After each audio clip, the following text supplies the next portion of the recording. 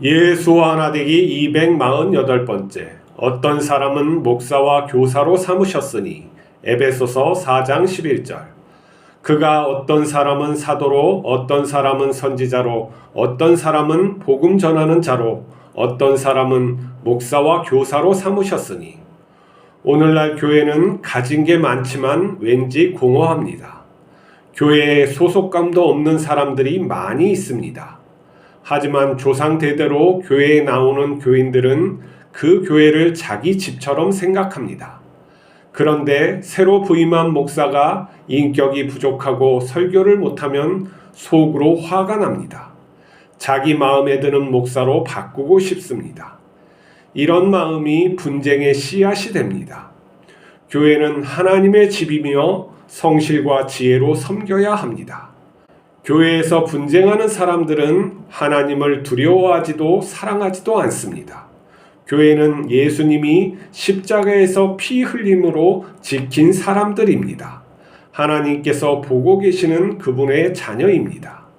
신약 성경이 쓰일 당시 대부분 교회는 가정집에서 모였습니다. 가난한 사람들이 대부분이었습니다. 그들은 여러모로 부족했지만 중심에 예수님이 있어 서로 평등했고 가족처럼 사랑했습니다. 교회는 예수님의 보혈로 한몸된 공동체입니다. 우리는 이 땅에서 예수님을 나타내기 위해서 서로를 섬기게 됩니다. 우리는 사역자를 성경적으로 세워야 합니다. 믿음이 있고 인품이 훈련된 사람이 좋습니다. 그것을 알려면 여러 사람이 내밀한 질문을 서로에게 많이 해야 합니다. 일단 사역자가 세워지면 하나님이 정했음을 믿어야 합니다. 그가 부족하면 도와주면 됩니다. 교인들이 바르면 목사의 인격과 설교는 성장합니다. 예수님께서는 제자들에게 본을 보이셨습니다. 제자들은 예수님을 따르며 하나님의 뜻을 이 땅에 나타내셨습니다.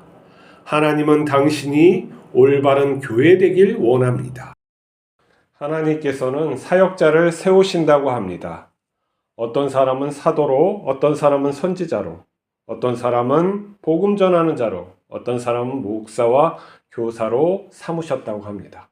우리는 그것을 믿고 있습니까?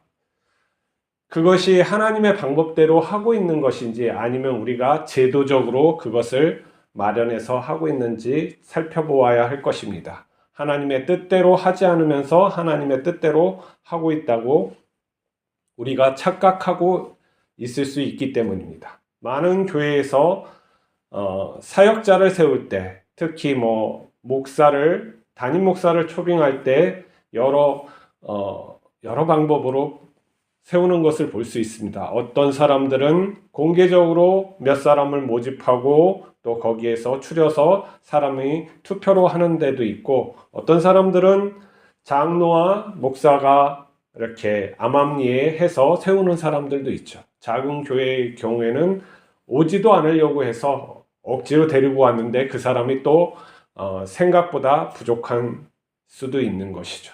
오늘날 교회의 사역자를 세우는 방법이 하나님께서 정하신 방법인지 사람이 추천해서 그렇게 하는 것인지 우리가 살펴봐야 되는데, 중심으로 자기가 어떠한 교회인가를 생각해 봐야죠. 우리가 교회에 정말 소속감을 가지고 살고 있는지, 내가 그 교회를 우리 교회로 생각하고 있는지, 아니면은 하나님의 교회로 생각해서 내가 하나님을 섬기듯 교회를 섬기고 있는지 우리 자신들이 알아야 합니다. 사람을 세울 때 겉표면만 볼 수는 없는 것이죠. 어떤 사람은 학벌이 좋고 또 어떤 사람은 학벌은 좋지 않지만 인품이 좋은 사람들이 있고 여러모로 다양합니다. 근데 그 기준이 성경적이지 못하면은 다 잘못되게 돼 있어요. 그 내밀한 사람의 그 중심을 보는 건 매우 어려워요. 사람의 중심을 보는 방법은 여러 자료를 수집해가지고 통계적으로 봐야 되는데 그게 정확할지는 모르겠어요. 하지만 사람이 누구 밑에서 태어났는지부터 따져야 되겠죠. 부모의 영향력을 무척 받습니다. 그리고 어렸을 때 어떠한 환경에서 지금까지 어떠한 인생의 경로를 거쳐왔는지 알아야 돼요. 우리의 자아는 통일되지가 않거든요. 그래서 자기의 어렸을 때 그 모습이 문득문득 나오게 돼 있어요. 우리의 자아는 분열될 수도 있어요. 여러 자아가 통합되지 못하고 하나로 일관되어서 만들어지지 못하고 부분이 있어서 어느 환경에 처하면은 나에게 숨겨진 성격이 확 드러나서 사람을 갖다가 놀래게 하는 경우도 있죠.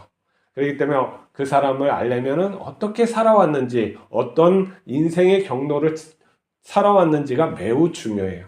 그리고 우리가 사람을 상대할 때, 특히 모르는 사람을 상대할 때는 굉장히 가면을 쓰죠. 굉장히 친절하고 교양 있고 그러는 것 같지만은 사실 우리가 그렇게 교양이 많지 않아요. 본능적인 그런 부분에서는 굉장히 자기 편할 대로 생각하고 그러는 것이 너무 많아요. 그렇기 때문에 그 사람의 그 가면을 갖다 조금 벗겨내려면은 여러 사람이 함께 토론하는 시간이 있어야 돼요. 사역자 같은 경우는 넌 동성연애를 어떻게 생각하냐? 살인자가 우리 교회에 나오면 너는 어떻게 할 것이냐? 부부가 지금 이혼할 처지에 있는데 당신은 어떻게 말을 해줄 것이냐? 아니면 당신한테 삿대질하는 교인을 갖다가 어떻게 처리할 것이냐? 헌금을 갖다가 모자르고 교회에 어려운데 당신은 어떻게 처리할 것이냐? 이러한 것들을 갖다가 거침없이 서로 얘기하면서 내가 그 교회를 알고 또 그 교회가 사역자를 알고 그러는 시간이 반드시 필요합니다. 왜 그러냐면은 그 다음에 이게 결혼하는 거나 마찬가지예요. 그것도 영혼의 결혼이에요. 그 사역자의 말씀을 통해서 사람들은 정신적으로 휘둘리게 돼 있기 때문에 올바른지 아닌지 정말 깊이 알아봐야 돼요. 그렇지 않으면은 내 성장이 예수님을 따라가지 못하기 때문에 그러는 것이죠. 우리가 부부간에 결혼하기 전에 조금만 알고 결혼을 해요.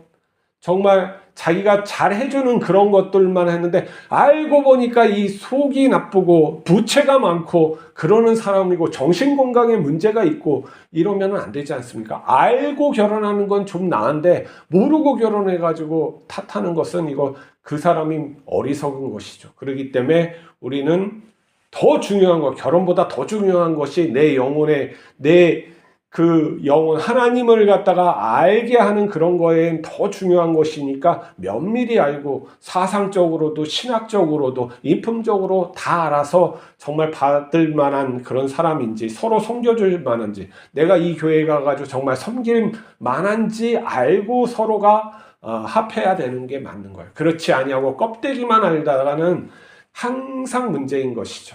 그러니까 껍데기 왜 이 교회가 있는지 자꾸 모르기 때문에 그래요. 오늘 말씀의 끝은 무엇입니까? 이 사람들을 다 세운 것들 사도, 목사, 선지자 이거 다 세운 것이 이유가 왜예요? 뭐 차등을 두기 위해서 예수님께서 하나님께서 세웠다는 말이 아니에요. 모두 한 몸을 이루어서 그리스도의 장성한 분량까지 이르게 하기 위해서 이걸 세웠다는 거예요. 그러면 우리의 신앙, 교회가 있는 그것은 무엇입니까? 우리가 교회 생활을 하는 거, 봉사하는 거, 서로 섬기는 것이죠. 목사만 뭐 섬기는 게 아니고 다 섬기는 것이죠. 작은 교회에선 자기 돈을 갖다 다 쓰면서 섬기잖아요. 목사들이 큰 교회에서는 물론 많은 혜택을 받지만 아무튼 서로 섬기는 그 목적이 예수님의 장성한 분량까지 이르게 하기 위해서 우리가 섬긴다 하는 거예요. 그것이 하나님의 뜻을 이루는 것은 둘째치고 하나님의 목적은 교회를 통해서 그 자녀, 하나님께서 성령으로 난 그 자녀를 갖다가 예수님의 장성한 분량까지 이르게 하는 거예요. 그 과정 또는 이루어서 하나님의 뜻하심을 또 할 수 있는 것이죠. 그렇기 때문에 교회는 어떤 사명 그런 걸로 생각하는 자체가 교만한 거예요. 우리가 무슨 일을 할 수 있다고 하나님 앞에 사명 얘기를 하겠습니까? 하나님이 천사를 통해서 어떠한 것으로 해도 다 하는 거예요. 결국에 하나님께서 이 땅에서 우리에게 원하시는 것은 예수님의 장성한 분량까지 인격적으로 또 삶의 행위적으로 그 이르는 길을 갖다 온전히 하라고 이 땅에 기회를 주시고 또 우리에게 어떠한 일을 주신다라고 할 수가 있는 것이죠. 그렇기 때문에 교회에 어떠한 뽑거나 무슨 찬양하거나 모든 것들은 예수님의 장성한 분량에 맞춰서 내가 하고 있는지를 살펴봐야 돼요. 교회 일이 그렇게 돌아가고 있는지를 살펴보고 또 내 자신의 삶이 그러한 것인지 예수님의 장성한 분량으로 내 하루를 갖다가 그 이르기 위해서 사용하고 있는지 따져봐야 되는 것이죠. 내가 그렇지 못하면 하나님의 뜻에 어긋나는 삶을 살고 수밖에 없고 또 하나님의 그런 뜻을 내가 행할 수도 없는 거예요. 그러한 장성한 분량에 이르는 게 하나님의 뜻인데 그것을 갖다가 열심히 노력하지 않고서는 어떻게 그것이 될 수가 있겠습니까? 나는 그렇게 하고 있지 않은데 하나님 나에게 도와주시오 하는 것은 내 입에다가 밥을 떠먹여 주시오 하는 거나 똑같단 말이에요. 그렇기 때문에 애써야 되는 거예요. 하루의 삶을 내가 예수님을 쫓아가기 위한 시간들로 채우지 않으면 나는 절대 예수님의 그런 인격체에 올라갈 수가 없어요.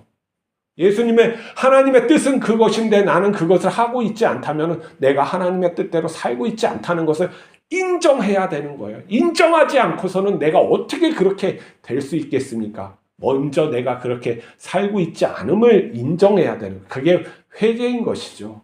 그리고 내가 하나님이 원하시는 것인 그리고 내가 원하는 것이 예수님의 장성한 그 분량이면 그 분량에 맞게 말씀을 보고 실천을 하고 또 서로 사랑함이 무엇인가 연구해서 행함이 있어야 되는 것이죠. 그것이 내 삶을 전체적으로 구성해야 돼요.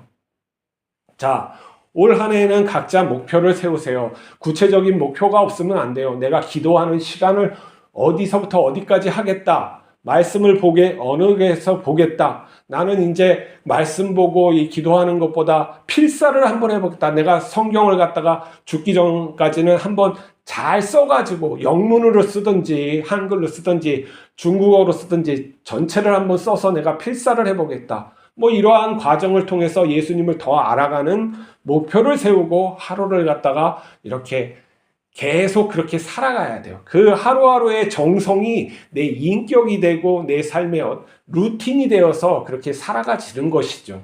그렇지 않고 밥도 먹여주는 식으로 하나님이 말씀을 하면 내가 가겠습니다 하는데 준비도 안 하고 예수님의 장성한 분량까지 훈련도 안 하는데 어떻게 쓰란 말이냐, 내가 너를 갖다 쓸 수가 없다 이렇게 말하면 곤란하지 않겠습니까? 자, 다시 한번 교회를 생각해 봅시다. 교회는 예수님의 몸이에요. 그러면 우리의 몸, 우리 다 지체잖아요. 서로 평등하게 생각하고 부족한 것이 있으면 서로 사랑해야 되죠. 그리고 소속감이 없다는 건 문제예요. 소속감이 반드시 있어요. 어떤 소속감? 이 교회의 소속감이 아니라 내가 이 교회를 통해서 하나님의 자녀임을 아는 소속감이 나에게 있어요. 내가 중심에 예수님이 있고 또 하나님 아버지의 자녀고 이 교회를 내가 사랑해야지. 곧 교회를 사랑한다는 건 그 교회에 출석하고 있는 사람들을 사랑하는 거예요. 그게 하나님의 사랑인 것이죠. 그렇게 사랑해야지 하는 그런 마음이 나에게 있어야 하는 거예요. 그래서 그 교회의 삶과 내 평상시의 삶이 다 하나로 연합되어져서 내가 이렇게 살아갈 때 그리스도의 장성한 분량대로 조금씩 살아가지는 거예요. 자, 바울이나 다른 사도들도 처음에는 그게 잘 되지 않았어요. 그렇지만 예수님을 더 애써서 따랐다는 거죠. 그들이 애씀의 따름이 뭡니까? 어떤 사람은 광야로 가서 몇 년 동안 하나님의 말씀, 하나님의 뜻이 무엇인가 연구도 했고 그래서 돌아와서 복음을 전하는 사람이 됐고 또 어떤 사람은 그 교회를 위해서 또 물질적으로 헌신하고 자기 집을 열어서 그 사람들을 초대하고 먹이면서 교회가 또 세워지는 그러한 일들이 다 이루어진 거죠. 오늘날 교회는 이렇게 세속화돼서 덩치가 커지고 가진 게 많다 보니까 그런 원론적인 그것을 하지 못하는 거예요. 그러면 과감하게 깨부셔야 되는데 지금이 아까우니까 또 그게 되지를 않아요. 그러면 또 반대로 말해서 예수님의 분량처럼 자라지 못하는 그런 악순환이 계속되고 있는 것이죠. 그걸 개선하기 위해서 계속 우리의 자리에서 잘못된 것을 인정하고 깨부시고 어떻게 지혜롭게 이걸 깨부셔서 오직 예수 그리스도만 남게, 그 반석만 남게 이 교회를 세우느냐가 우리의 올 한 해의 다짐이면서 목표였으면 좋겠습니다. 내 자신을 깨부시는 일부터 하고 교회의 잘못된 것들을 깨부셔서 하나님의 뜻을 온전히 하기 위해서 애쓰는 그러한 것. 그리고 내가 정말 그 목표가, 우리의 목표가 예수님의 인격에, 예수님의 지혜에 올라가는 그러한 목표가 되었으면 좋겠어요. 그래서 그 눈으로, 그 인격으로 사람을 보고 그 세상을 갖다가 또 사랑할 수 있는, 하나님의 뜻대로 사랑할 수 있는, 하나님께서 우리의 마음속에서, 우리의 몸속에서 세상을 바라보는 것처럼 우리가 느껴서 그렇게 살아갈 수 있는 한 해가 됐으면 좋겠습니다. 기도하시겠습니다. 거룩하신 하나님 아버지, 우리를 한 몸 된 교회로 불러주심을 감사합니다. 우리가 떨어지지 않게 하여 주시고 연합하여서 온전한 몸이 되게 하여 주시고 예수님의 장성한 분량까지 이르게 하여 주시옵소서. 나의 잘못된 모습들을 계속 그렇게 살아가지 아니하고 버려나갈 수 있게 하여 주시고 예수님의 거룩함을 계속 하나하나 채워서 가득 채워나갈 수 있게 하여 주시옵소서. 우리가 공허한 자가 아닌 알차고 예수 그리스도가 충만히 있는 그러한 자로 삼아 주시옵소서. 우리를 긍휼히 여겨주시고 올 한 해 성장하는 한 해, 하나님을 닮아가는 한 해 되게 하여 주시옵소서. 우리 주 예수 그리스도 이름으로 기도하옵나이다. 아멘.